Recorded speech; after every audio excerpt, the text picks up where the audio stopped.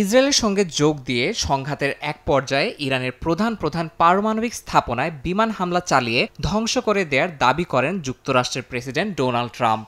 যদিও বিভিন্ন আন্তর্জাতিক সংস্থা বলছে ওই হামলার পর তেজস্ক্রিয়তা ছড়িয়ে পড়ার স্পষ্ট প্রমাণ পাওয়া যায়নি। তাহলে তেহরানের ইউরেনিয়াম মজুদের কি হলো তা নিয়ে চলছে তুমুল আলোচনা।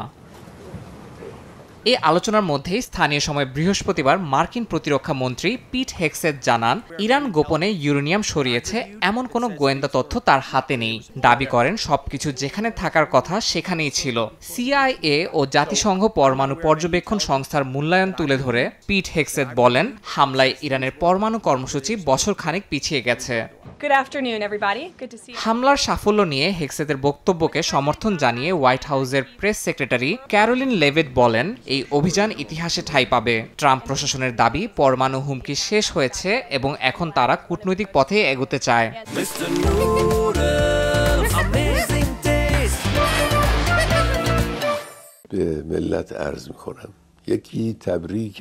তবে ইরানের সর্বোচ্চ নেতা আয়াতুল্লাহ আলী খামেনি এই হামলাকে ব্যর্থ উল্লেখ করে বলেন, যুক্তরাষ্ট্র কিছুই অর্জন করতে পারেনি, বরং ইরানের উপর হামলা চালিয়ে মুখ রক্ষা করতে চেয়েছে।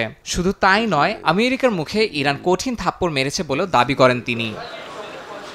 ইরানের সঙ্গে যুদ্ধবিরতির পর প্রেসিডেন্ট ট্রাম্পের সঙ্গে হাতে হাত রেখে কাজ চালিয়ে যাওয়ার প্রতিশ্রুতি দিয়েছেন ইসরায়েলের প্রধানমন্ত্রী বিনিয়ামিন নেতানিয়াহু।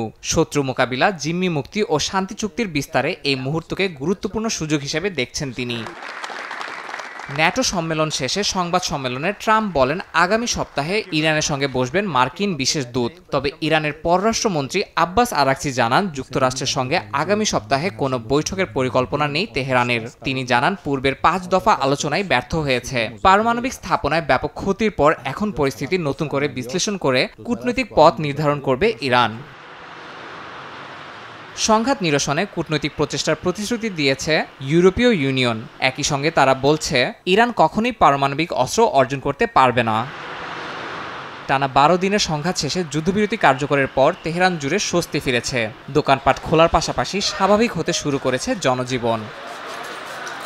ইয়াসিন মোহাম্মদ জিসান, সময় সংবাদ।